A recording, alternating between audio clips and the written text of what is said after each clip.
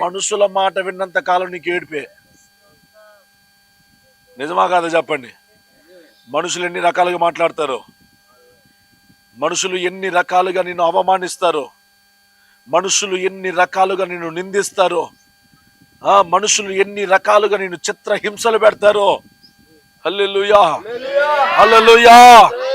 అమ్మా, మీరు మనుషుల మాట విన్నంత కాలం మీకు విడుదల దొరకదు, క్షమాపణ దొరకదు, మేలు దొరకదు, ఆశీర్వాదము దొరకదు, కృప దొరకదు, ఆరోగ్యము దొరకదు. మీ పక్కన వాళ్ళు చెప్పు, నువ్వు మనుషుల మాట నమ్మమాక దేవుని మాట నమ్ము. ఆమేన్.